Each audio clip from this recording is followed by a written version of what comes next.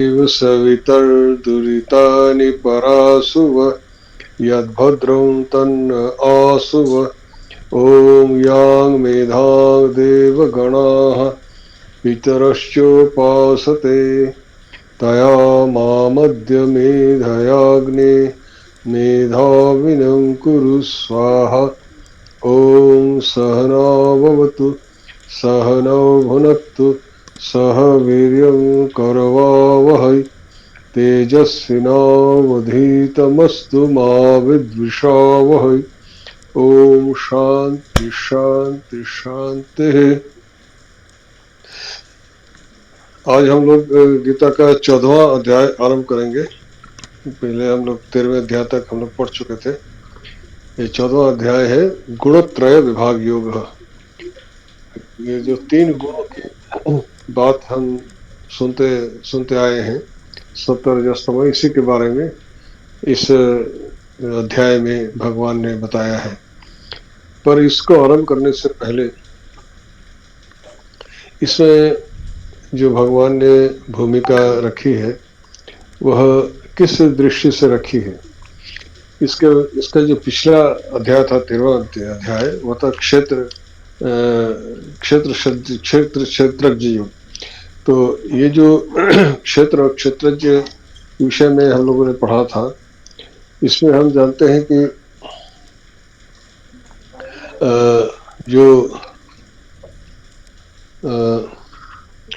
इसमें जो भगवान ने जो बातें कही हैं, समझ लीजिए उसी पर आगे बताया है।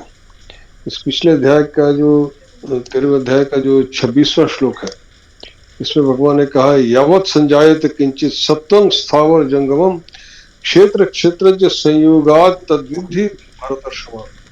अर्जुन से कहा है कि यावत् संजायते किंचित, जो कुछ भी यहाँ पर स्थावर जंगम मतलब चलने फिरने वाला और स्थित जो भी वस्तुएं संजायते उत्पन्न होते हैं, वह क्षेत्र और क्षेत्रज्ञ के संयोग से उत्पन्न होते हैं। इन दोनों के क्षेत्र और क्षेत्रज्ञ के संयोग से उत्पन्न होते हैं।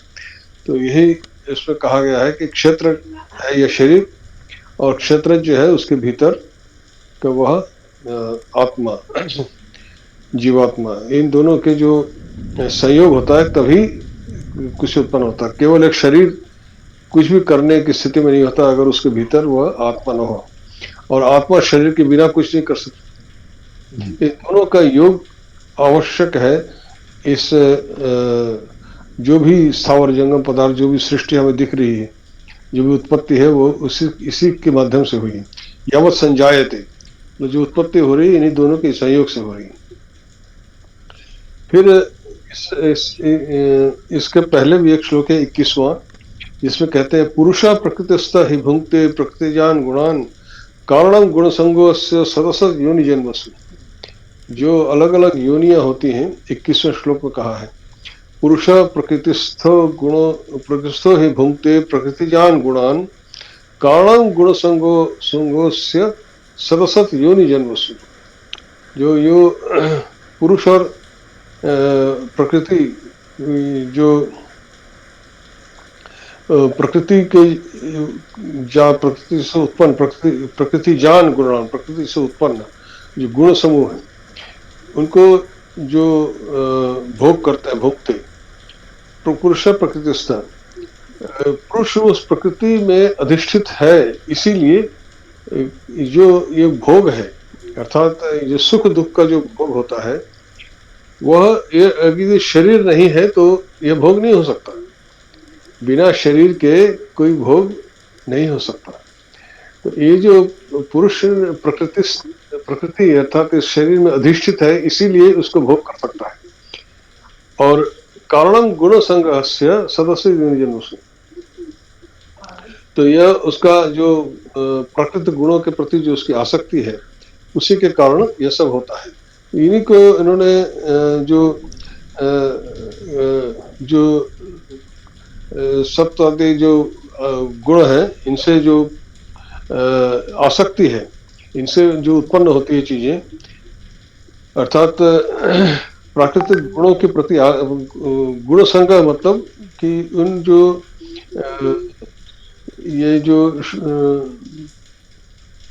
जो शुभाशुभ कर्म इत्यादि होते रहते हैं, इससे जो फल उत्पन्न होता है उसके प्रति जो आसक्ति है, उसी के अनुसार उसको अलग अलग योनियों में वो जन्म प्राप्त करता है।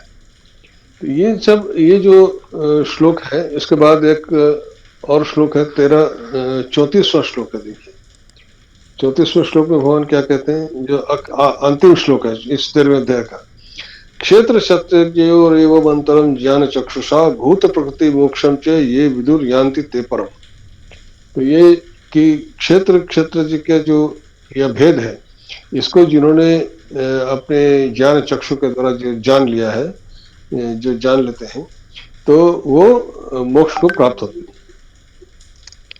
अब यही पहले और इसमें चौथे चतुर्दश अध्याय में पहले और दूसरे श्लोक में जो वो बताने जा रहे हैं, इसी को उन्होंने प्रशंसा करते हुए कहा है कि वो जो बताने जा रहे हैं वो क्या है। तो पहला श्लोक है, परम भूयः प्रवक्ष्यामि ज्ञानानां ज्ञानमुत्तमं यज्जाता मुनयः सर्वे पराम सिद्धिं इतो गताः। तो क्या कह रहे हैं यहाँ पर कि परम भूयः प्रवक्ष्यामि ज्ञानानां ज्ञानमुत्तमं। भूयः का मतलब होता है पुनः, एक बार फिर से कहना।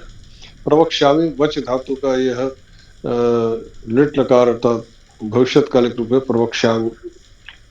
और यह ज्ञानानाम ज्ञानम उत्तमम, ज्ञानानाम शब्द बहुवचन में, षष्ठी बहुवचन में। तो ज्ञान बहुवचन में क्यों कहा?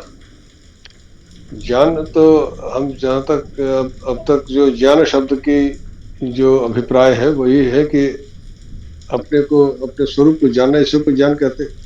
तो ये बहुत से थोड़े हो सकते हैं। तो यहाँ पर ज्ञानानाम ज्ञानम, इसमें ज्ञान शब्द से अभिप्राय स्पष्ट होता है कि यहाँ पर ज्ञान शब्द से दोनों प्रकार के ज्ञान से अभिप्राय है। वह अनुसार उसके जो उन्होंने कहा कि उसके अनुसार उसका अर्थ हमें करना होता है। एक तो ज्ञान होता है परोक्ष ज्ञान, जैसे हम कहते हैं, जो हमने जो पुस्तकों से पढ़कर के सीखते हैं या आचार्य से सीखते हैं, किसी से सीखते हैं, जो परोक्ष ज्ञान है, मतलब दूसरों से जो सीखा जाए, वह परोक्ष ज्ञान है। अपरोक्ष ज्ञान क्या है? जो स्वयं अपने भीतर उपलब्धि की जाए, वह अपरोक्ष ज्ञान है। यानी दूसरे के द्वारा देखा हो, दूसरों के द्वारा बताया हुआ नहीं, स्वयं अनुभव किया हुआ, वह अपरोक्ष ज्ञान है। तो उसी को कहा ज्ञानानाम ज्ञानम उत्तमम, परम ज्ञान। परम का मतलब क्या है? परमात्मनिष्ठ, अर्थात वह जो आत्मज्ञान, मतलब अपने स्वरूप की उपलब्धि का ज्ञान ही है, जो है वह सभी प्रकार के ज्ञानों में सर्वश्रेष्ठ है। उत्तम मतलब सर्वश्रेष्ठ है। वह ज्ञान मैं तुमको पुनः बताऊंगा। इससे पहले भी भगवान इससे बारे में बता चुके हैं। भूय मतलब पुनः बताऊंगा। और यज् ज्ञात्वा मुनयः सर्वे पराम सिद्धिम इतः गता, जिसको जान करके, जिस अनुभूति को प्राप्त करके, मुनयः मतलब जो साधक है, ऋषि मुनि, वो पराम सिद्धिम इतः गता। सिद्धिम, जो सिद्धि का यहाँ पर क्या अभिप्राय है? पराम सिद्धिम, सिद्धि शब्द स्त्रीलिंग में है, तो उसका पराम स्त्रीलिंग में किया। सिद्ध, सिद्धु धातु है, उसी से जैसे सिद्ध्यति बनता है ना, किसी कार्य को संपन्न कर लेना, उसी से तीन प्रत्यय करके सिद्धि शब्द बनता है। यहाँ पे सिद्धि से अभिप्राय मोक्ष से है। तो हम जैसे कहते हैं ना कि दिवम गतः, गता शब्द की अर्थ ही होता है प्राप्ति। गम धातु से गता शब्द बना है। तो जो गम धातु है, अर्थात जो जिससे गच्छति इत्यादि शब्द बनते हैं, इसके तीन प्रकार के अर्थ होते हैं। ज्ञान, गमन, प्राप्ति। प्राप्ति भी उसका एक अर्थ होता है। जैसे हम कहते हैं दिवंगत, अर्थात स्वर्ग को प्राप्त हो गया। दिवम मतलब स्वर्ग, कोई मर जाता है, किसकी स्वर्गवास हो जाता है, तो हम कहते हैं क्या है? दिवंगत हो गए। दिव का मतलब है स्वर्ग, तो स्वर्ग को प्राप्त हो गए, यह दिवंगत का अर्थ होता है। तो यहाँ पर सिद्धिम गता, तो सिद्धिम गता मतलब पराम सिद्धिम गता। पराम सिद्धि मतलब जो सर्वश्रेष्ठ जो सफलता है, किसी कार्य की जो संपन्नता है, वहां तक, वहां वो प्राप्त हो गए। तो पराम सिद्धिम का मतलब क्या है? वही मोक्ष। मतलब मोक्ष से परे और कुछ प्राप्ति की रहती नहीं, उसके बाद और कुछ प्राप्त करने के लिए नहीं रह जाता। मोक्ष के बाद और कुछ भी प्राप्त करने के लिए नहीं रह जाता, इसलिए पराम सिद्धि, मतलब पराम मतलब सर्वश्रेष्ठ, उससे परे और कुछ नहीं। पराम सिद्धिम गता, वो को इतः गता, इतः मतलब यहाँ से, ये इतः पराम सिद्धिम इतः गता, ऐसा पदच्छेद करेंगे तो इतः, इतः का मतलब होता है कि यहाँ से, इदम शब्द से इतः बनता है, अस्मात् यहाँ से। तो यहाँ से का मतलब क्या है, ये जो जन्म मरणशील स्थिति है उससे मोक्ष की स्थिति को वो प्राप्त हो जाते हैं। इता मतलब यहाँ से क्या मतलब, यही अभिप्राय है कि यहाँ से का मतलब क्या है, जो वर्तमान स्थिति है हमारी, क्या है, नित्य हम जन्म मरणशील इस लोक में हम विद्यमान हैं, बार बार जन्म ले रहे हैं, बार बार मृत्यु को प्राप्त हो रहे हैं, उस स्थिति से वो पराम सिद्धि मोक्ष को प्राप्त हो जाते हैं। यह अभिप्राय है कि भाई वह ज्ञान, श्रेष्ठ ज्ञान तुम्हें बताऊंगा जिसे प्राप्त करके ऋषिगण, जिसे जान करके ऋषिगण मोक्ष को प्राप्त हो गए हुए थे। यह इन्होंने यहाँ पर पहले श्लोक में कहा। दूसरे श्लोक में फिर इसी बात की प्रशंसा कर रहे हैं। इदम ज्ञानम उपाश्रित्य मम साधर्म्यमागताः सर्गे अपि नोपजायन्ते प्रलये वितन्ति च। यह ज्ञान कैसा है, उसी ज्ञान की प्रशंसा कर रहे हैं जो वो बताने जा रहे हैं। इन दो श्लोकों में उसकी प्रशंसा की है, उसका आपकी रुचि उत्पन्न करने, उसके प्रति आपको आकर्षित करने के लिए। क्या करें, इदम ज्ञानम उपाश्रित्य मम साधर्म्यमागताः सर्गे अपि न उपजायन्ते प्रलये न व्यथन्ति च। इसका पदच्छेद करेंगे, इदम ज्ञानम उपाश्रित्य मम साधर्म्यम आगताः सर्गे अपि न उपजायन्ते प्रलये न व्यथन्ति च। तो इदम ज्ञानम मतलब ये वह ज्ञान है, अभी जिसके बारे में कहा, वह कैसा ज्ञान है। इदम ज्ञानम उपाश्रित्य, उपाश्रित्य आश्रय शब्द के मैंने आपको इससे पहले भी कई बार कहा, श्री धातु से आश्रय शब्द बनता है, इसमें ल्यप प्रत्यय करके आश्रित्य बना। तो श्री, तो उप आ, ये दो उपसर्ग है इसमें, उप और आ। आश्रित्य में उप और जुड़ गया।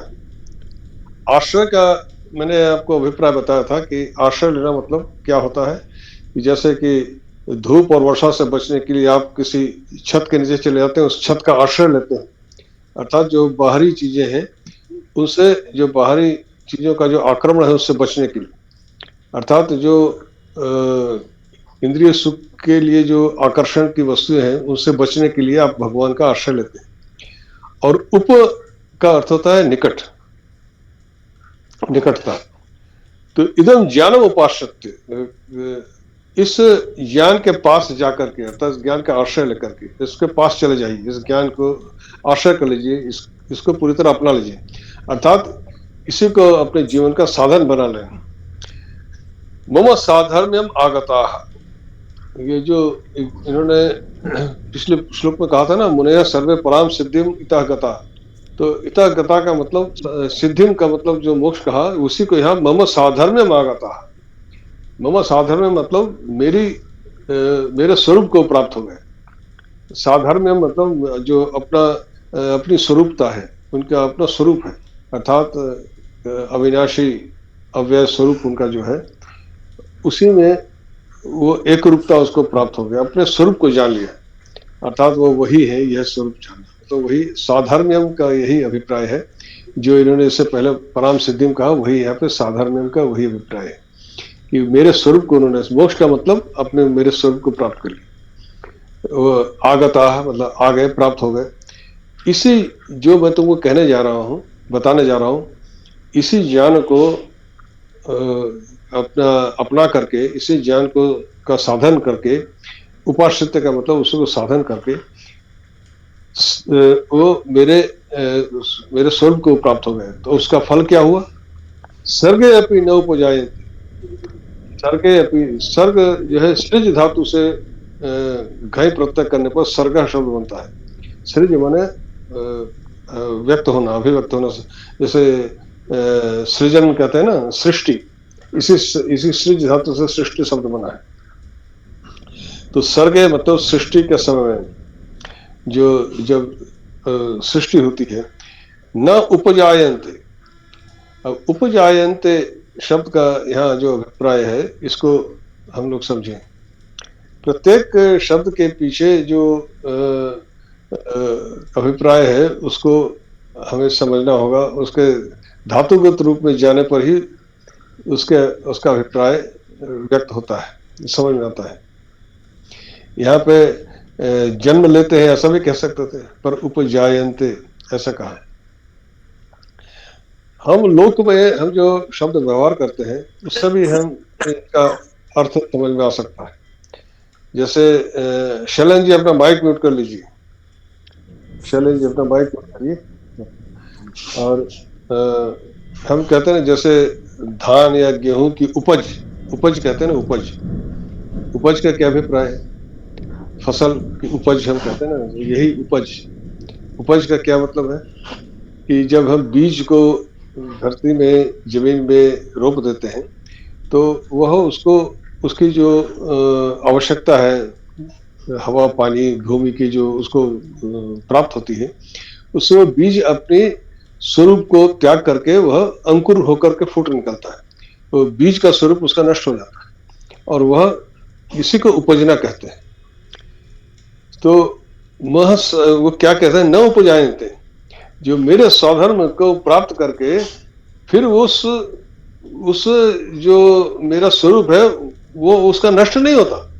बीज बीज से जब अंकुर फूटता है तो बीज का अपना स्वरूप नष्ट हो जाता है, फिर वो बीज नहीं रहता, फिर वो अंकुर बनकर के फूट निकला, फिर बीज बनकर के वो उसमें धान या गेहूं के रूप में बाद में उत्पन्न होता है। पर उसका जो मूल बीज स्वरूप था, जब वो अंकुर बना तो वो बीज स्वरूप नष्ट हो गया, तो वह उपजता नहीं, अर्थात तो उसका वह जो साधारण स्वरूप है वह कभी नष्ट नहीं होता, वह फिर उपजता नहीं, न उपजायन्ते, वह नष्ट नहीं होता। एक बार मेरा स्वधर्म को वह प्राप्त हो गया तो फिर दोबारा वह उस स्वधर्म को, उस स्थिति को वह उसकी नष्ट नहीं होती, वो उसी में रहता है। और वो नष्ट होने का क्या होता है? प्रलय न व्यथन्ति च। व्यथ मतलब होता है पेन, पेन जिसे दर्द होना जैसे कहते हैं। तो जब दर्द कब होता है? जब आपको हमें शरीर को कोई कष्ट हुआ, जैसे कोई आघात लगा या कुछ हुआ। मृत्यु भी एक दर्द है, एक पेन है, इसीलिए हर प्राणी मृत्यु से डरता है। मृत्यु भी एक दर्द वाली अवस्था है। तो वह चूंकि उपजा ही नहीं तो वह व्यथा भी उसको प्राप्त नहीं होती। न व्यथन्ति च, व्यथन्ति मतलब उसको वो व्यथा जो मृत्यु होने पर, जो प्रलय, प्रलय का मतलब लय होने पर, अर्थात जब सृष्टि का नाश होता है, अर्थात सभी चीजें नष्ट हो जाती हैं, तो उसमें प्रलय के समय जो कुछ भी हो नष्ट हो जाएगा, जो उपजा है वह नष्ट हो जाएगा, जिसने शरीर प्राप्त किया है तो शरीर नष्ट होगा। तो वह उसमें जो दर्द है, जो पेनफुल होता है, उस पेन, उस दर्द से वह मुक्त होता है। वो दर्द हो तो उसको नहीं होता, क्योंकि उपजा ही नहीं तो उसके लय होने का दर्द कहाँ से होगा? तो निव्यथन्ति च, तो यही यहाँ पर कहा गया है कि मेरा जो स्वधर्म अगर प्राप्त कर लिया जिसने, इस ज्ञान को प्राप्त करके जो स्वधर्म कर लिया, तो पुनः वह उस अपने स्वरूप को वह खोता नहीं, वह उपजता नहीं, अर्थात उस स्वरूप में वो स्थित रहता है, वह फिर खोता नहीं। एक बार मोक्ष प्राप्त हो गया तो वह हमेशा के लिए होगी, वो फिर दोबारा फिर उपजता नहीं। यहाँ ये कहने का अभिप्राय है। न उपजायन्ते शब्द का कि वह उस अपने उस स्वरूप में, स्वधर्म जो प्राप्त कर ले ना, साधर्म में आगता है, मेरे स्वरूप को प्राप्त कर लेता है, इसके और उससे वह दोबारा फिर पूर्ण उपजता नहीं है, तब उस स्वरूप से फिर वह स्वरूप उसका नष्ट नहीं होता, वो फिर उसी में बना रहता। वो मेरे स्वरूप में प्राप्त, मेरे मुझ में लय हो गया, इसलिए उसको जब उपजा ही नहीं तो फिर प्रलय के समय उसकी व्यथा भी उसको नहीं होती, उसको कष्ट भी नहीं होता, और वो सदा सर्वदा एक आनंद की स्थिति में बना रहता है। व्यथा न रहने का मतलब जो मोक्ष प्राप्ति में जो आनंद की स्थिति, क्योंकि उनका स्वरूप आनंद स्वरूप है, उस आनंद स्वरूप में बना रहता है। व्यथा का न होने का मतलब क्या है? उस आनंद स्वरूप में बने रहना। अब इसके बाद क्या कहते हैं कि अब ये ये जो दो श्लोकों में इन्होंने उस ज्ञान की प्रशंसा करके श्रोता को, जो सुनने वाले हैं अर्थात अर्जुन, उसको अब उनको सामने करके, मतलब उनको अपने सामने रख करके अब आगे उस ज्ञान के बारे में बता रहे हैं कि क्या है। तो जो इस प्रकार से इन प्रश्नों द्वारा श्रोता को अपने वक्तृत्व विषय के प्रति आकर्षित किया उन्होंने कि मैं जो कहने जा रहे हैं, और उसको उसके प्रति आकर्षित करके अब वो बताएंगे कि प्रकृति और पुरुष, जो इससे पहले क्षत्र शब्द की बात की गई, प्रकृति और पुरुष के जो योग से ही सब कुछ यह परमेश्वर के अधीन है, उनके अधीन है, तो किस प्रकार से होता है इसको यहाँ पर आगे के श्लोकों में बताएंगे। यहाँ पर क्या कह रहे हैं, मम योनि महद ब्रह्म तस्मिन् गर्भम दधाम्यहम संभव सर्वभूतानाम ततो भवति भारत। भारत यहाँ पर अर्जुन के लिए संबोधन है, हे भारत। अब कह रहे हैं मम योनि महद ब्रह्म तस्मिन् गर्भम दधामि अहम संभव सर्वभूतानाम ततः भवति भारत। भारत। अब यहाँ पर दो शब्द है, महत ब्रह्म। तो महत ब्रह्म का क्या अभिप्राय है, और योनि, ये इन शब्दों को हमको समझना चाहिए। योनि का शब्द का अर्थ है उत्पत्ति स्थल। युज धातु से योनि शब्द उत्पन्न होता है, कि जहाँ से उत्पत्ति होती है उसमें कई जो धातुगत अर्थ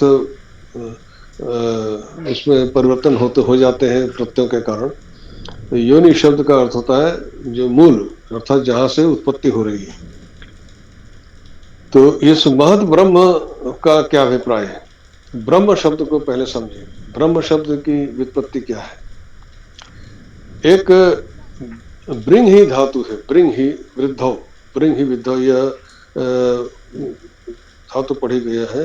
इसका ब्रिंघति वर्धते ऐसा होता है, ब्रिंघति ऐसे भौतिकरण पढ़ा है, वर्धते बढ़ना इस अर्थ में होता है। तो उसी में एक मनिन प्रत्यय होता है, उसको करके ब्रह्म शब्द उत्पन्न होता है। तो ब्रिंघति वर्धते इति ब्रह्म। तो इससे ब्रह्म शब्द की व्युत्पत्ति इसी ब्रिंग ही धातु से हुआ है। तो वर्धते का क्या अभिप्राय है? हम देख रहे हैं कि सृष्टि में आदि में से जब सृष्टि हुई तो निरंतर इसकी वृद्धि ही होती है। जैसे कि हम जानते हैं कि जब एक समय था जब इस जगत में मनुष्य का अस्तित्व ही नहीं था, और दूसरे वस्तु थे, मनुष्य अस्तित्व आया है, धीरे धीरे इसके प्रजा की वृद्धि हुई, और प्रसविष्यद्धम, प्रजा की वृद्धि होती रही। और इसमें गीता में आगे कहा है, पहले कह चुके होंगे। और ब्रिंग ही, ब के नीचे री, उसके ऊपर बिंदी, फिर ह में छोटी की मात्रा, ब्रिंग ही धातु। तो ये मूल धातु है ब्रिंग ही, जिसका अर्थ होता है वृद्धो। यह भौतिकगण में पढ़ा गया है, आपके इसमें धातु रूप नंदिनी में मिल जाएगा। और इसी से ब्रह्म शब्द की उत्पत्ति होती है। जो भी बढ़ रहा है यह सब उसी ब्रह्म का ही विकास विस्तार है। तो उसी से ब्रह्म शब्द की उत्पत्ति होती है, वर्धते इति ब्रह्म। अब ये क्या कह रहे हैं? तो महत का मतलब क्या है कि जो महत से यहाँ अभिप्राय है, जो यहाँ पर ब्रह्म जो यह वृद्धि को प्राप्त हो रहा है, यह प्रकृति से अभिप्राय है। और ये जो महत का मतलब क्या है कि देश और काल की सीमा में नहीं है, इसलिए यह प्रकृति महत है। महत मतलब महानता, विशाल। यह इतना विशाल है कि देश और काल की सीमा में इसको पकड़ा नहीं जा सकता। न तो इसका कोई देश है, देश का मतलब आप जानते हैं कि स्थान, कि एक एरिया, एक सीमा में जो चीज होती है वह देश है। देश का मतलब जिसकी एक सीमा हो, जिसकी कोई सीमा नहीं है, इसको सीमित नहीं किया जा सकता। ये जो आप ब्रह्मांड में जो आप ये जितने ग्रह नक्षत्र देखते हैं, इनको आप गिनती कर सकते हैं, कैसे कोई सीमा नहीं। और काल में भी बांधा नहीं जा सकता। काल तो हम लोगों के लिए जो उत्पन्न हो रहे हैं और मर रहे हैं, हम कब उत्पन्न हुए कब मरे, एक समय सीमा के अंतर्गत है। पर ये सृष्टि अनादि काल से, सृष्टि को काल में बांधा नहीं जा सकता। ये कब ये सृष्टि आरंभ हुई, कब समाप्त हुई और कितनी बार, कब से ये चक्र चल रहा है, इसको कोई नहीं जानता। इसलिए देश और काल की सीमा में इसको बांधा नहीं जा सकता, इसलिए ये महत है। और उसके बाद क्या है, और महत ब्रह्म, इसको मम योनि महत ब्रह्म। तो ये जो कहा कि मेरा जो मम योनि महत ब्रह्म, यहाँ पर मम योनि उत्पत्ति स्थल अर्थात उस वही प्रकृति को कहा कि वह महत और ब्रह्म, ब्रह्म से यहाँ पर प्रकृति है। तो यहाँ प्रकृति क्या है, जो कर्म समूह में जो वृद्धि हो रही है, यहाँ पर जो इनका जो वृद्धि से यहाँ क्या अभिप्राय है, जो अभी हमने देखा कि जो भी वस्तु यहाँ उत्पन्न हुई, जैसे मनुष्य जाति कोई प्रजाति उत्पन्न, फिर इसका बढ़ना शुरू हुआ, प्रजा का विस्तार हुआ। तो जैसे जैसे विस्तार होता है उससे कर्मों का समूह का भी विस्तार होता है। जैसे जैसे प्रजा बढ़ेगी उसके कर्मों का समूह, उसके कर्म भी बढ़ते चले जाएंगे। तो कर्मों के समूह का विस्तार होता है, तो इसलिए वह प्रकृति, तो वह उसी बढ़ने के कारण वह प्रकृति ब्रह्म कहलाती है। यहाँ पे ब्रह्म से अभिप्राय उसी प्रकृति से, उस जो इसके पीछे परम ब्रह्म जिसे हम कहते हैं वो नहीं। यहाँ ब्रह्म से यह मम योनि महत ब्रह्म, यहाँ महत से अभिप्राय है विशालता और ब्रह्म से मतलब प्रकृति। तस्मिन गर्भम दधाम्यहम्, गर्भम दधाम्यहम्, यहाँ पर गर्भम दधाम्य का मतलब क्या है कि जो जगत के विस्तार हेतु, इस जगत के विस्तार हेतु मैं उसको, जैसे प्रकृति में हम देखते हैं स्त्री पुरुष के संयोग से सृष्टि होती है, एक गर्भाधान की क्रिया होती है। पर वहाँ पर ऐसा क्या है, वहाँ पर तो कोई स्त्री पुरुष दो अलग अलग है नहीं कि कोई गर्भाधान की क्रिया हो। वहाँ पर जो माता है वही पिता है। तो वही कहे गर्भम दधाम्यहम्, तस्मिन् गर्भम दधाम्यहम्, तो मेरी प्रकृति है और मैं उसमें अपना चिदाभास रूप, चिदाभास का मतलब होता है कि अपना प्रतिबिंब उसमें स्थापित कर देता हूँ। और गर्भम दधाम्यहम्, दधामि धा धातु से दधामि बना है। धा धातु का मतलब होता है धारण करना, उसको धारण करा देता हूँ, उसमें स्थापित कर देता हूँ। धा का मतलब धारण करना, मतलब उसमें मैं अपना प्रतिबिंब स्थापित कर देता हूँ। तो चिदाभास इसे कहते हैं, चित्त का आभास, मतलब अपने अपने स्वरूप के प्रतिबिंब स्वरूप, अपने अपने स्वरूप को वहां पर स्थापित कर देता हूँ। और संभव सर्वभूतानाम ततः भवति भारत, हे भारत ततः, ततः मतलब ये ततः भी एक अव्यय है। जैसे यहाँ पे इतः पढ़ा था वैसे ततः, इतः का मतलब यहाँ से, मतलब ततः का मतलब वहां से। ये तस्मात् का ही एक समझ लीजिए दूसरा रूप है, अव्यय है। तो वहां से मतलब जब वो मैंने उसमें अपना चिदाभास रूप, अपने अपना प्रतिबिंब स्थापित कर दिया, उसके बाद यह सर्वभूतानाम संभव, संभव मतलब उसकी उत्पत्ति, संभवती मतलब उत्पन्न होना, भवती मतलब होना, संभवती मतलब उत्पन्न होना। तो संभवती सर्वभूतानाम संभव। और संभव शब्द को भी समझ लीजिए क्या है कि संभव का अभिप्राय कुछ नहीं से कुछ हो गया ऐसा नहीं। वो जो उत्पत्ति हो रही है, तो इन्होंने क्या कहा कि गर्भम दधाम्यहम्, मतलब अपने आप को उन्होंने उसमें स्थापित कर दिया। तो यह जो कुछ आ रहा है उसी में से है, उन्हीं के स्वरूप का ही एक प्रकार से विस्तार है, विस्तार हो रहा है।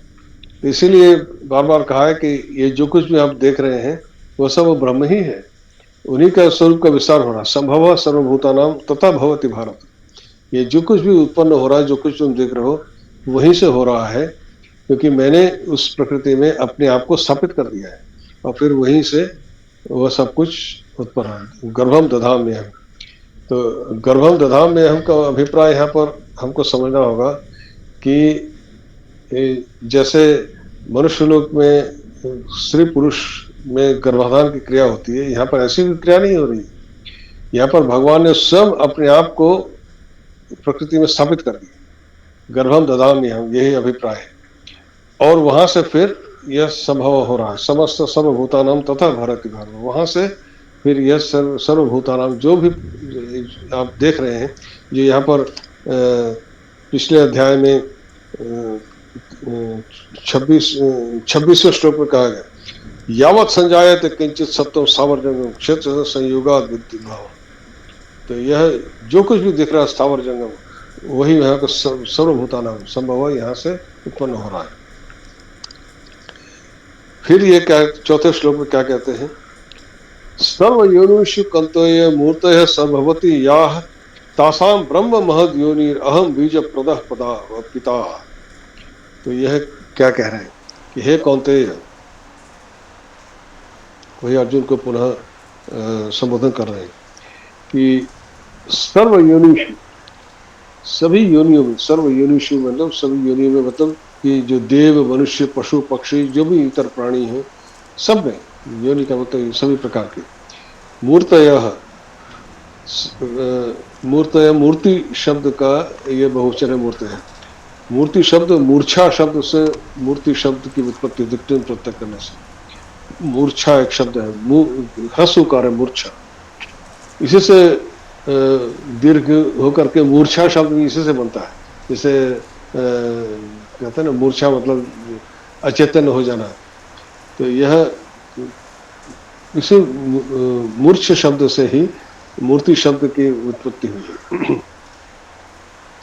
मूर्छति इति, उसमें मूर्छ में मूर्ति मतलब होता है शरीर, इस मूर्ति का मतलब होता है कि आकृति, शरीर की आकृति। तो जितने प्रकार के शरीर है, चाहे मनुष्य का हो या पशुओं का हो, पशुओं भी आपको भिन्न भिन्न शरीर दिखते हैं, शेर, चीता, भालू, हाथी, घोड़ा, बैल, गाय, ये सब आपको अलग अलग शरीर दिखते हैं। ये अलग अलग मूर्तियां हैं, अलग अलग शरीर। यही कह रहे हैं कि सर्व योनिषु मूर्तयः संभवन्ति, या मूर्तयः संभवन्ति, जो ये शरीर उत्पन्न हो रहे होते हैं, संभवन्ति जो उत्पन्न हो रहे हैं, तासाम ब्रह्म महद योनि अहम बीज पद पता, उसका जो महद ब्रह्म अर्थात जो अभी कहा गया, जो प्रकृति, जो प्रकृति ही उनकी जो योनि है, अर्थात मातृ स्थानीय है। तो जो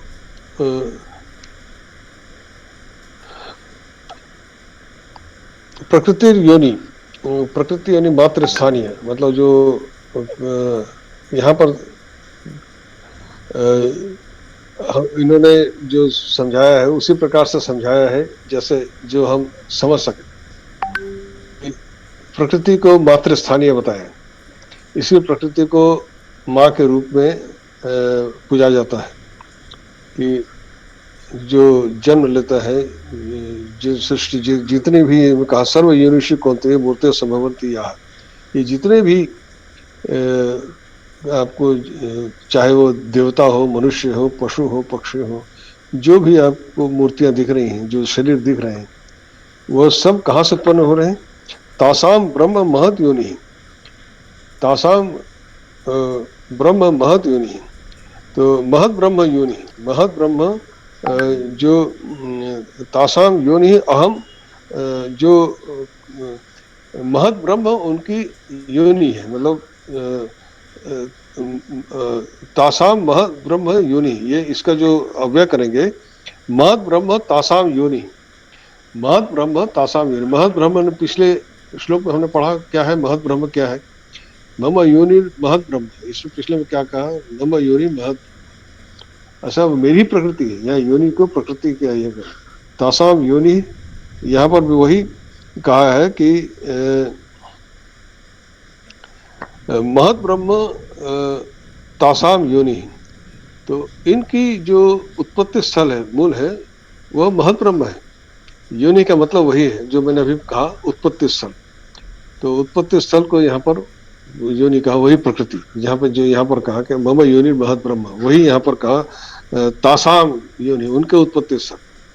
तो पहले श्लोक में कहा था मम योनि महत ब्रह्म, तो वह महत ब्रह्म अर्थात जो उसकी उत्पत्ति स्थल है वह मेरा ही है, अर्थात मेरी ही प्रकृति है। तो यहाँ पर वही कह रहे हैं कि उसकी जो भी आपको दिख रहा है उसका वही उत्पत्ति स्थल है महत योनि, जो कि मेरी ही योनि है, अर्थात मातृ स्वरूप में। फिर अहम बीज प्रदः पिता, उसमें बीज प्रदः पिता, इसमें क्या कहे, तस्मिन् गर्भम दधाम्य हम, ये जो कहा गया था ना पिछले श्लोक में, गर्भम दधाम्य हम, वही बीज प्रदः पिता। तो बीज प्रदः का मतलब क्या पर, वही संकल्प रूप बीज, जो यहाँ पर हमने अभी पहले कहा कि गर्भम दधाम्य हम का मतलब क्या है कि उन्होंने अपने स्वरूप को उसमें प्रविष्ट करा दिया। तो बीज प्रदः प्रदा अर्थात वही संकल्प स्वरूप बीज को उसमें स्थापित कर दिया, अपने ही स्वरूप को उसमें स्थापित कर दिया, और वो अभिव्यक्त हो गया, संभवती संभवंती, यहाँ इन विभिन्न रूपों में अभिव्यक्त हो। तो इन दो श्लोकों में यही चीज बताई गई है कि किस प्रकार से पुरुष और प्रकृति का जो संयोग है, यहाँ पे बताया कि अहम बीज प्रदः पिता, कि मैं उसमें अपने आप को, अपनी ही प्रकृति में अपने आप को स्थापित कर देता हूँ, और उसके बाद ये सारी जो सृष्टि की जो मूर्तियां तुम देख रहे हो सब वहीं से उत्पन्न होती हैं। अब इसके आगे जो इस अध्याय का उद्देश्य है उसको आगे बताते हैं। यह जो क्रियाएं हो रही हैं वो कैसे हो रही हैं। सत्वम रजस तम इति गुणा प्रकृति संभवा निबध्नन्ति महाभावो देह देहिनम अव्ययम। अभी शरीर में वह जो भगवान कह रहे हैं मैंने अपने आप को उसमें स्थापित कर दिया, तो इस शरीर में वो कैसे बंध जाता है, वो तो अव्यय है, अविनाशी है, उसका तो कोई बंधन है नहीं, पर शरीर में बंधा कैसे रह जाता है।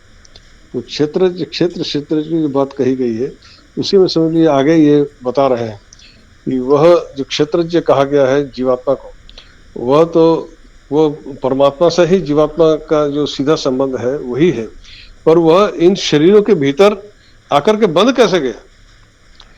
ये जो भिन्न इतने सारे शरीरों के रूप हम देते हैं उसमें आकर के वो कैसे बंद गया जीवात्मा का रूप, वही यहाँ पर सत्व रजस्तम इति गुणा प्रकृति संभवा निबध्नन्ति महाभावो देह देहिनम अव्ययम।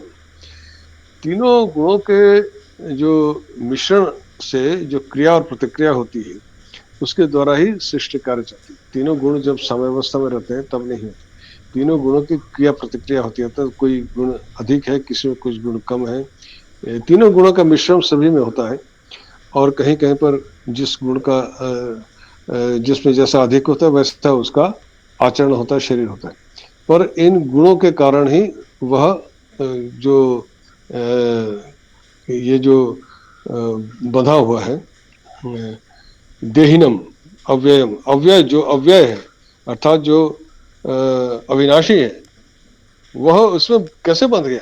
तो महाबाहो, यह महाबाहो अर्जुन को अभिव्यक्त रहे, महाबाहो है प्रकृति संभवा, अर्थात उस जो अब यहाँ पर वही कह रहे हैं कि यह जो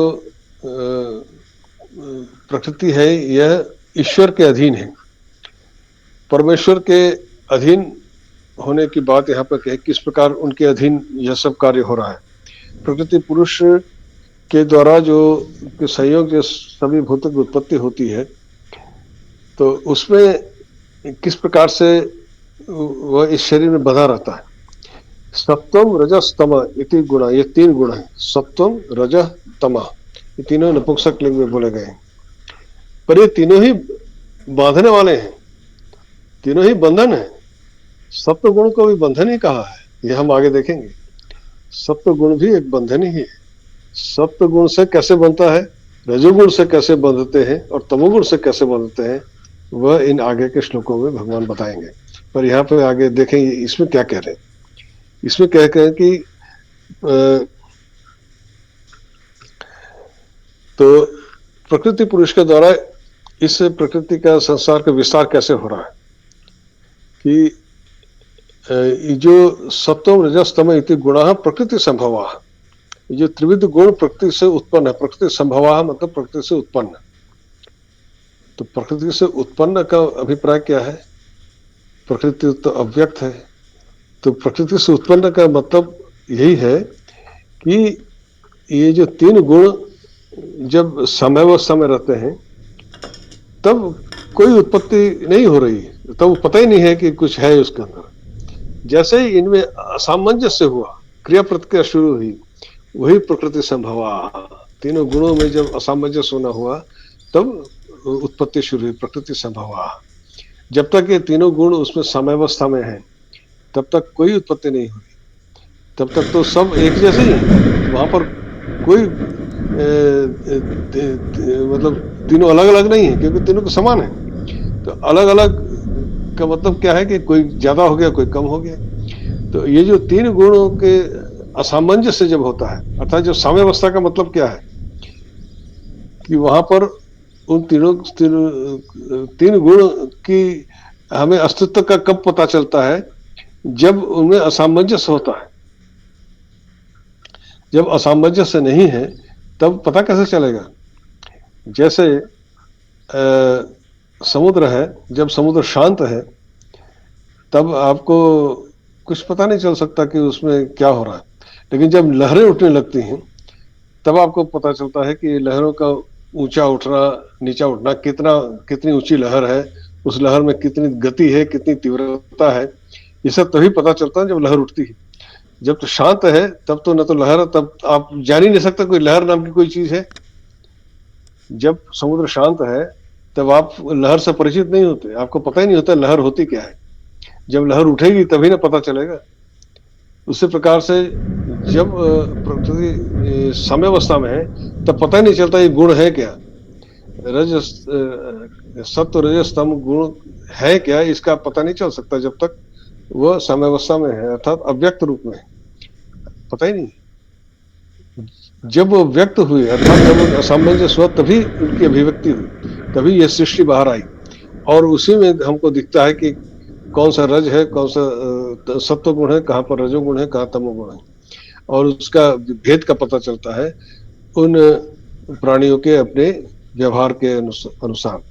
और उसी में वह जो देहिनम निबधन्ति महाबाहो देहे देहिनम अव्ययम, और यह जो प्रकृति में जो असामंजस्य हुआ सत्व रजस तमो गुण का, इसी ने उस अव्यय जो अविनाशी आत्मा को उसको उसमें बांध रखा है।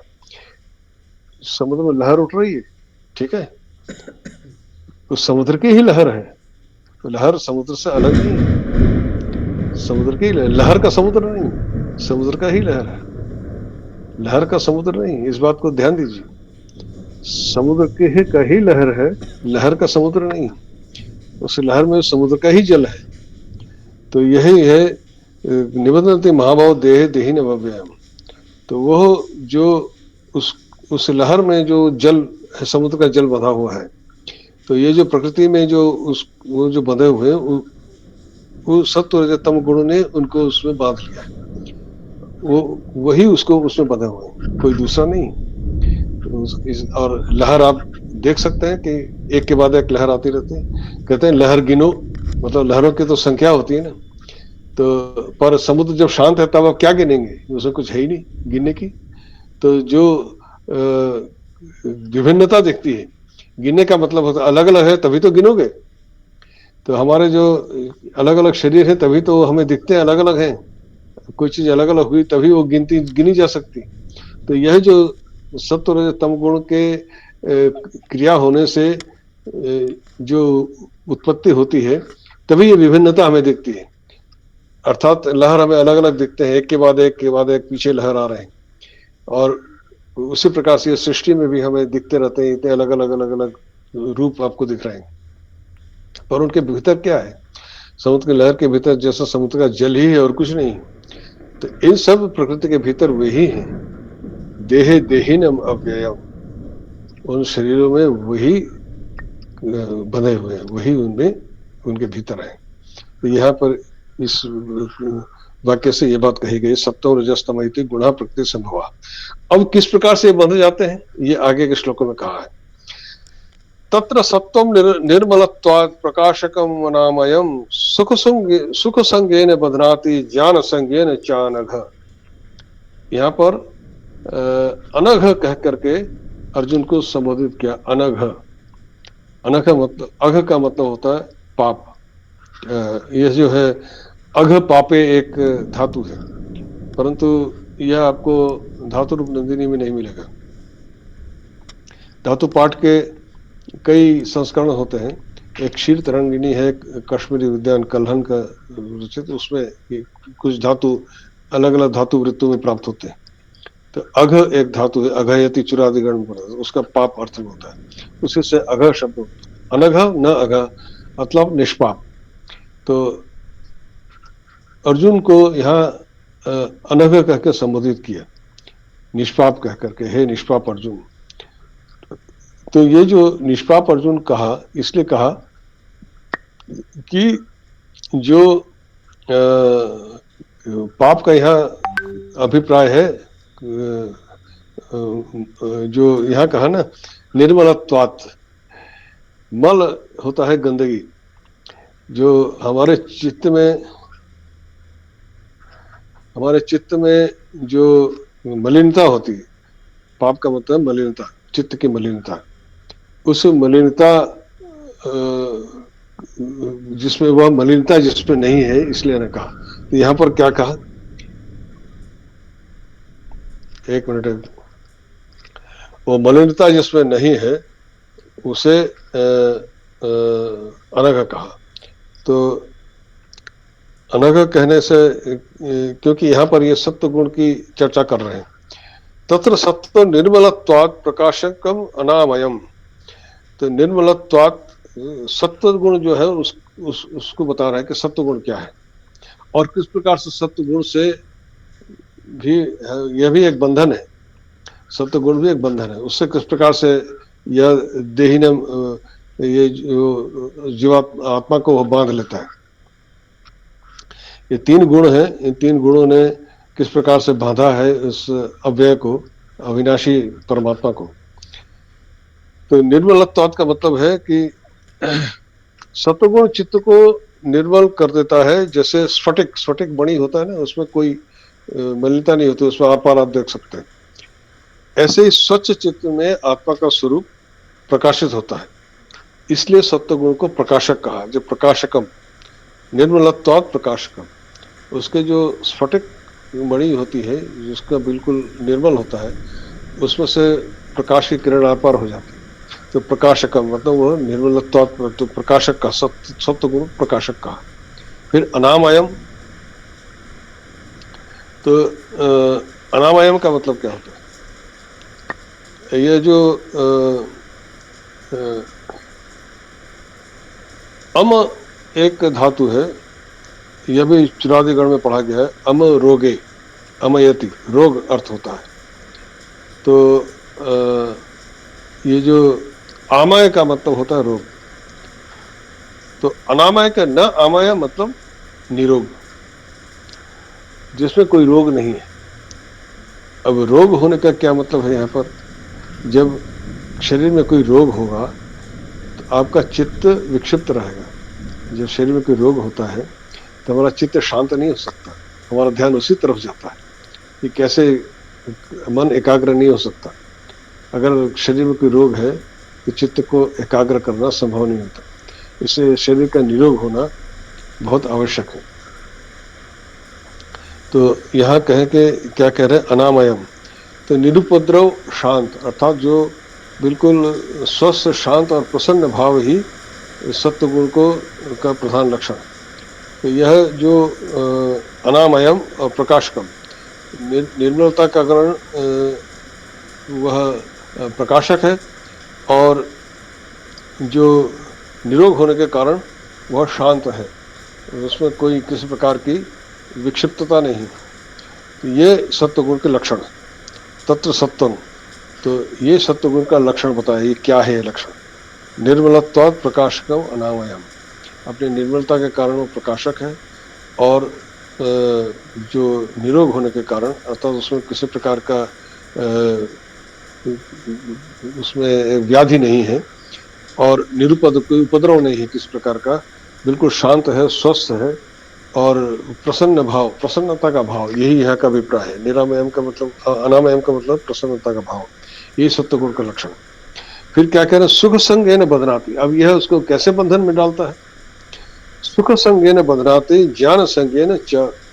ज्ञान संगेन च, सुख संगेन का मतलब क्या है कि तो ये जो पहले श्लोक के पहले वाक्य में, पंक्ति में, उन्होंने सत्वगुण के लक्षण बताया।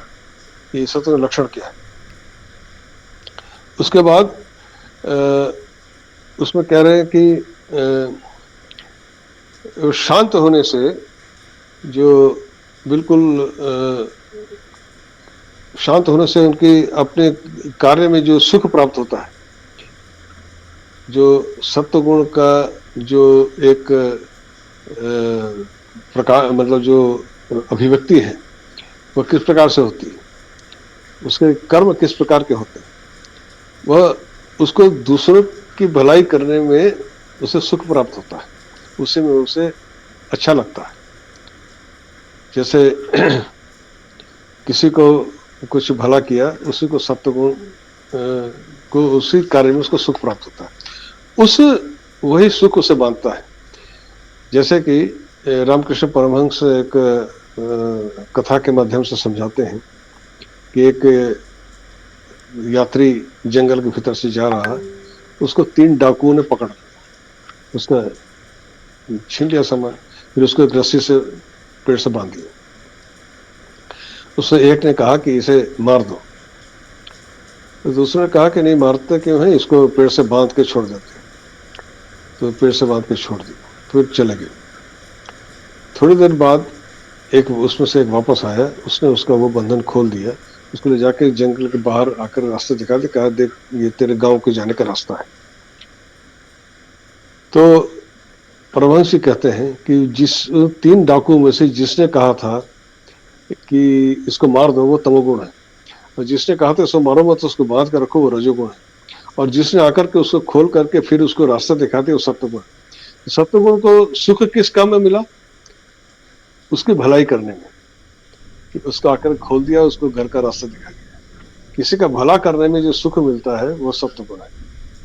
तो परंतु डाकू तीनों हैं, तीनों ही चोर हैं। उस यात्री ने उससे कहा कि मेरे साथ चलो मेरे घर तक, लेकिन नहीं, मैं वहां नहीं जा सकता, वहां जाऊंगा तो मुझे पुलिस पकड़ लेगी। तो चोर तीनों ही, अर्थात तीनों ही बंधन के कारण सत्वगुण में। तो ये जो अच्छे कर्म में जो सुख प्राप्त होती है, इसे करें सुख संगेन बदनात्। उससे जो सत्व गुण, उससे जो कर्म कराते हैं, उससे जो उसे सुख मिलता है, वही उसके लिए बंधन का कारण है। ज्ञान संगेन च, ज्ञान संगेन मतलब यह कहा ना, प्रकाशकम अनामयम, प्रकाशकम। प्रकाशकम मतलब जो सत्वगुण का दूसरा लक्षण क्या है कि इस जो अपने इन कार्यों के माध्यम से ज्ञान के प्रति जो उसका आकर्षण है, अर्थात ईश्वर को जानने का उसका जो भीतर एक जो व्याकुलता होती है कि उसको जानूं, वह भी एक उसका आकर्षण है। उसको जो स्वकार्य के प्रति जो उसका ज्ञान है, जो मैं सुखी हूं, मैं जानू हूं, यह अभिमान उसको होता है कि अपना जो जो अच्छे कर्म कर रहा है और उसको उससे सुख प्राप्ति हो रही है, और उन कर्मों से उसको, उस कर्मों के विषय में जो उसको ज्ञान है, जो क्या है कि जो ज्ञान अपने कार्य का जो जो क्रियाएं हैं, जो मैंने कहा ना अभी, जो सत्व गुण की जो क्रियाएं हैं, वो दूसरों की भलाई के लिए होती है। परंतु जो बंधन का कारण वो कब होता है? जब वो सत्व गुण कि वो जो भलाई के कार्य कर रहा है वह उसी में आसक्त हो जाता है। वो समझता है उस जो यहाँ ज्ञान का मतलब है उसकी समझ, उसको समझता है कि इसी कार्य का यही कार्य मेरे कर्म का उद्देश्य है, इसी के यही करना चाहिए और कुछ करने की आवश्यकता नहीं। तो यह जो मैं ज्ञानी हूँ और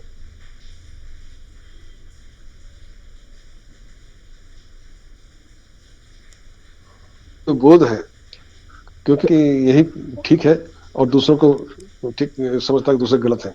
यह यहाँ पर जो ज्ञान संज्ञान का यह अभिप्राय है कि उसका जो ज्ञान का मतलब है कि ज्ञान का अभिमान, कि मैं जानता हूं, मुझे यह जो कर्म कर रहा हूं मैं, यही कर्म ठीक है।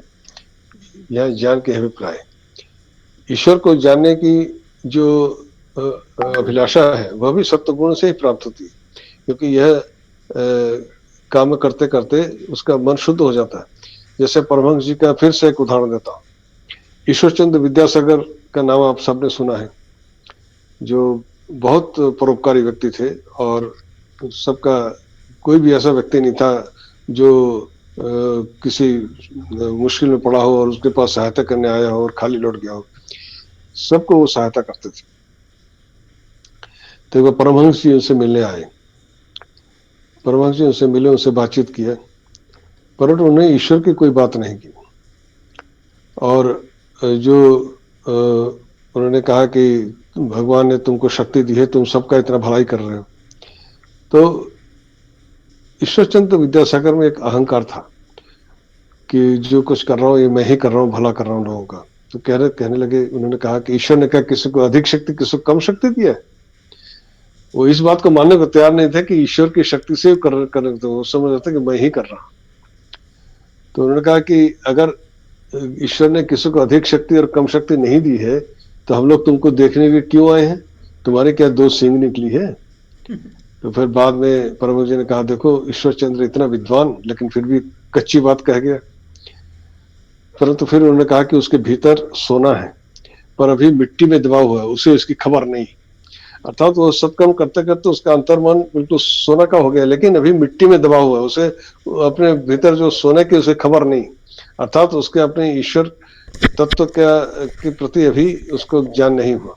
वो अभी वो जो अभिमान है, जो कर्म संज्ञेन, वो कर्म ने उसको बांध रखा है कि उस कर्म जो सुख मान रहा है, अभिमान की मैं कर रहा हूँ और मैं ही कर रहा हूँ, मैं सुखी हूँ, मैं ही कर्म कर रहा हूँ। यह ज्ञान संज्ञेन बदनाति, सुख संज्ञेन ज्ञान संज्ञेन बदनाति। यह जो मैं कर रहा हूँ और मैं सुखी हूँ, मैं कर रहा हूँ, मैं ज्ञानी हूँ। तो चूंकि परमहंस जी वहां आए थे और विद्यासागर को शास्त्रों का प्रचुर ज्ञान था और समझ रहे थे कि मैं जो कर रहा हूँ वही ठीक है, तो वही ज्ञान संज्ञान है। उसी ज्ञान का जो अभिमान था उनका, वह के कारण वो बंधे हुए। सत्य गुण ने उनको बांध रखा था, वो बंधन में मुक्त नहीं हुए थे, परंतु उनका भीतर उनका अंतःकरण निर्मल हो चुका था। परम जी ने ये भी कहा कि वो उसका अंतःकरण सोना है पर वो मिट्टी में दबा हुआ है, अभी उसे सोने की खबर नहीं, निर्मलत्व। तो उस निर्मलता के कारण ही वो सत्य गुण के वो अच्छे कर्म करता है, परंतु वो अच्छे कर्म का जो अभिमान है वो उसको बांधे रखता है। चलिए आज इतना ही, उसके बाद रजोगुण और तमोगुण के विषय में बताएंगे उस अगले। हाँ, कुछ कुछ प्रश्न करना चाह रहे हैं आप लोग? कई लोगों ने हाथ उठाया। बध्नाति बंधनाति, बंध धातु क्रियादिगण में पढ़ा गया है। बंधनाति इस बंध धातु एक है, उसी से बनता है। बंध धातु क्रियादिगण में पढ़ा गया है। बंधनाति, बंधनीत, बंधनंती ऐसे रूप बनता है। सक्सेना जी आप कुछ पूछना चाह रहे हैं? सर मेरा जो प्रश्न है सर वो पहले अध्याय से है सर, पहले अध्याय का जो 8वां श्लोक है सर। एक मिनट, हाँ मैं कुछ ध्वनि ठीक नहीं, हाँ बताइए, फिर से बताइए। सर पहले अध्याय का जो 8वां श्लोक है सर, उसके बहुत आभारी हैं। हमें जो अंदर से शंकाएं थी वो सब निर्मल हो गई, खत्म हो गई, निर्मूल हो गई। शैलेंद्र आप रुकिए, इनको सक्सेना जी को बोलने दीजिए, दोनों की बात हो रही तो मैं ठीक से समझ नहीं। शैलेंद्र जी अब आप फिलहाल आप अपने माइक म्यूट कर लीजिए। शैलेंद्र जी, हाँ सक्सेना जी बोलिए। सर पहले अध्याय का जो 8वां श्लोक है सर, पहले अध्याय का 8वां श्लोक, जी सर। अच्छा, क्या है वो? इसमें समितिंजया शब्द आया है सर, भगवान भीष्मश्च कर्णश्च कृपश्च समितिंजया। एक मिनट में निकालूं 8वां श्लोक। सर हाँ, क्या है बताइए, इसमें क्या पूछना चाह रहे हैं? भगवान भगवान भीष्मश्च भीष्मश्च कर्णश्च कर्णश्च कृपश्च समितिंजय अश्वत्थामा समितिंजया। विकर्णश्च सौमदत्ते जयद्रथ। हाँ, क्या पूछना सर चाह रहे हैं? समितिंजया जो शब्द है सर, इसमें हाँ समितिम जयति ऐसा हाँ उपपद समास करके है सर इसमें। तो समितिम का जो प्रातिपदिक है सर वो समिति है, और जया का हाँ जय है सर। तो हाँ। समिति जया ऐसे करके समझ होना चाहिए सर। ये मकार का आगम कहां से हो गया सर? ये धनंजया, मुम समितिंजया। ये खच प्रत्यय होता है, उससे मुम का आगम होता है। ये व्याकरण के गुण विषय है, उसमें बहुत अधिक उसमें दिमाग मत खपाइए क्योंकि अभी आप ठीक है समझ नहीं पाएंगे इनको। इससे ठीक है सर, धन्यवाद कई अलग अलग सर। सूत्र हैं। खच मुम ये सब क्या समझ में आएगा आपको? सर ठीक है सर। एक खच प्रत्यय धन्यवाद। होता है, उससे मुम का आगम होता है। कई सारे कार्य होते हैं इसमें, तब जाकर के समिति शब्द बनता है। तो धन्यवाद। उसमें सूत्र है उसके। तो वो कृत प्रत्यय के अंतर्गत आता है। कृदंत जो प्रकरण है तृतीय अध्याय का, उसके अंतर्गत सर आता है। तो वो जो कृदंत का कभी कुछ सिद्धि कराएंगे तो बताएंगे। अभी आप तो आजकल हमारे व्याकरण क्लास में आप छोड़ दिया आपने, वहां तो अष्टाध्यायी पढ़ना सर तो आउटिंग बहुत होती है, डिसकंटिन्यूटी हो जाती है सर, तो दिक्कत हो जाती है, फिर उसमें कंटिन्यूटी होना बहुत आवश्यक है सर। तो ये समिति का समितिन जो है क्यों कैसे बना, इसके सर से कई सूत्र लगते हैं इसमें, तो अभी सर उसकी व्याख्या करना संभव नहीं। तो वहां पर धन्यवाद कुछ आगम होता है, इसे आगम कहते हैं। वो सर। जो ये जो अनुसार आपको दिख रहा है वो म है, सर मकार है। वो मुम सर एक आगम है, प्रत्यय नहीं, मुम आगम होता है। आगम कहते सर हैं जो बीच में प्रविष्ट हो जाता है। तो ऐसा एक धन्यवाद आगम होकर के वो समितिंग ऐसा बनता है। तो समितिंग जयति जब इसका इस प्रकार का जो बनता है, जैसे धनंजय, धनंजय जी सर। समझे? तो सम वैसे समितिंजय, समितिंजयति मृत्युंजय वैसे, जी सर।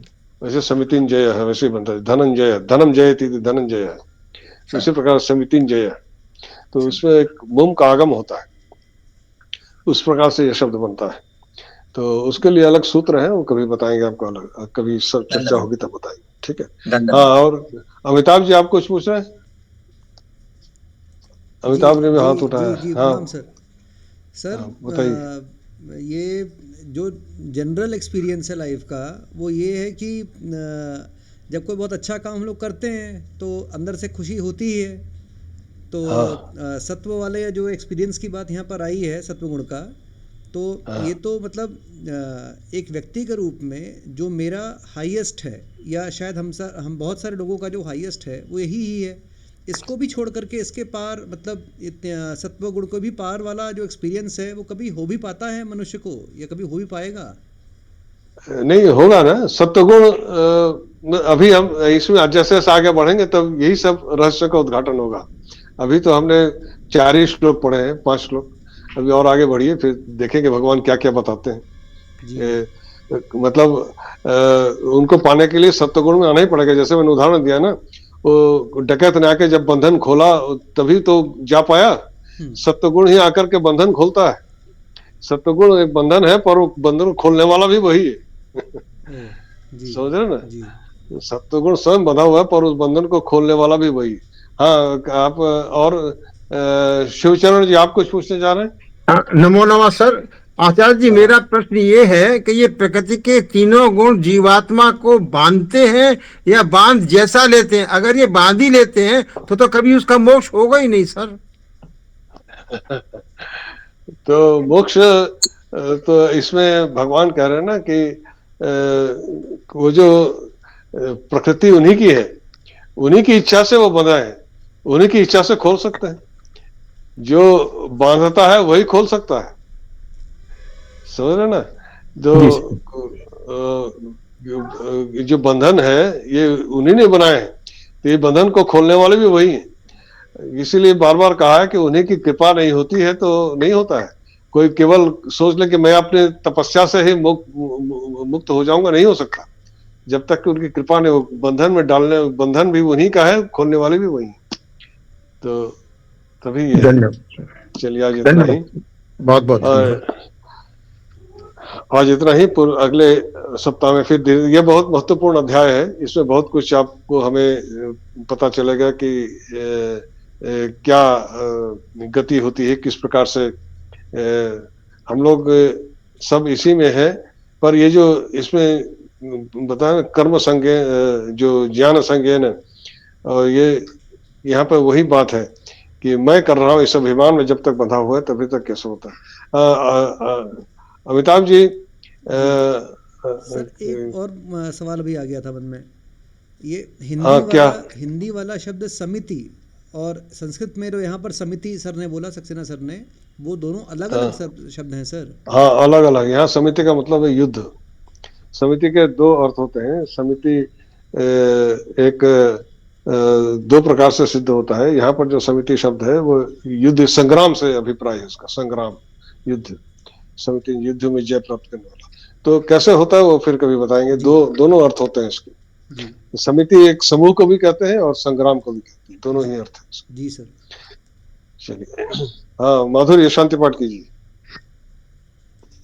जी आचार्य, शांति पाठ। ओम द्यौः शान्तिरन्तरिक्षगो शान्तिः, पृथिवी शान्तिरापः शान्तिरोषधयः शान्तिः, वनस्पतयः शान्तिर्विश्वदेवाः शान्तिर्ब्रह्म शान्तिः, सर्वगुण शान्तिः शान्तिरेव कामा शान्तिरेव। ओम शांति शांतिः शांतिः। नमो नमः आचार्य। सक्सेना जी, जो आपने पूछा था ना, जैसे समितिंजय, धनंजय, मृत्युंजय, ये सब एक ही प्रकार से सिद्ध होते हैं। वो तो वो कभी वो किस सूत्र से सिद्ध होते हैं, कैसे सिद्ध होते हैं, वो जो मैंने बताया ना, मुम का आगम होता है, वो एक अलग उसके सूत्र हैं, अलग एक व्याकरण की प्रक्रिया है। तो जैसे समितिंजय, मृत्युंजय, धनंजय, ये एक ही प्रकार के शब्द हैं, इसी एक ही तरह से सिद्ध होते हैं। ठीक है, आज यहीं पर पुनः मिलना। नमो नमः। नमो नमः। नमो नमः सर्वेभ्यः। नमो नमः सर। नमो नमः सर्वेभ्यः।